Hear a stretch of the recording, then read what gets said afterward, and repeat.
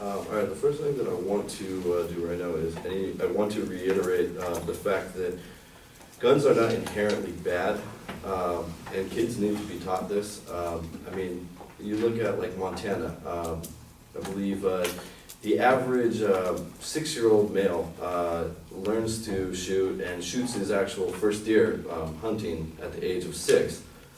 And then in Michigan, 15-year-olds shoot guns too for hunting. So I mean, you've got 6-year-olds to 15-year-olds that are born and bred shooting guns. They need to realize that guns are not inherently bad. It's the people that make the wrong choices with them that is the bad thing. Now, I want to say one thing about our opponent's claim where they said that basically accidents can happen if faculty or staff are allowed to carry firearms on campus. Now, I do agree with you that the accidents could happen, and in fact, in March of 2013 at Highland Central School in Highland, New York, an officer by the name of Sean McCrutchen, who is a veteran police officer with more than 2 decades of experience, accidentally fired his gun at 1:38 p.m. in the high school's hallway. Now, no one was injured during this incident, nor was anyone nearby when the gun went off. But it's important to note that nobody was injured, and it's also important to note that he was not a employed SRO by the school. He was a police officer merely on police business at the school at that time.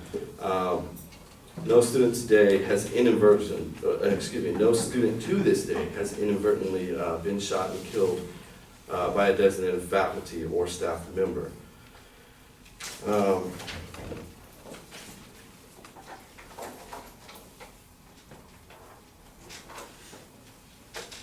Okay, I'm sorry. I think it's also important to mention that the drop in school violence incidents actually mirrors the expansion of armed SROs.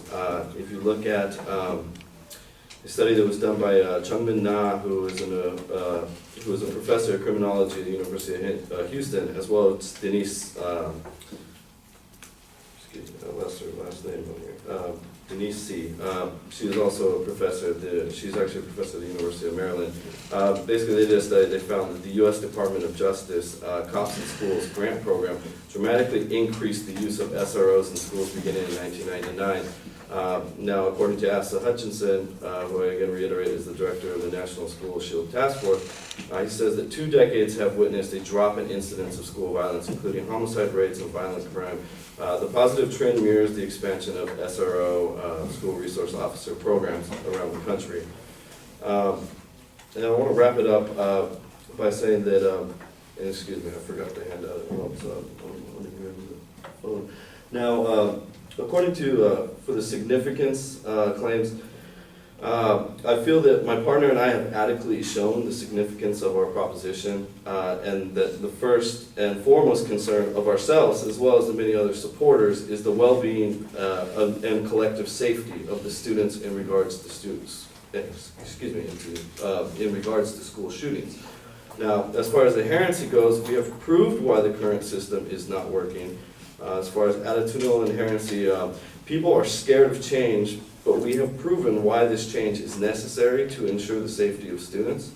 De facto inherency, the problem of gun violence is not new.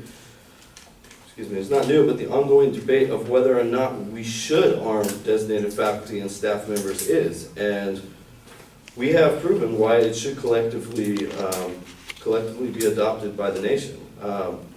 Lastly, the solvency claim of future fact. We have shown what has happened in the past and what could continue to happen in the future unless our proposition is adopted. Thank you.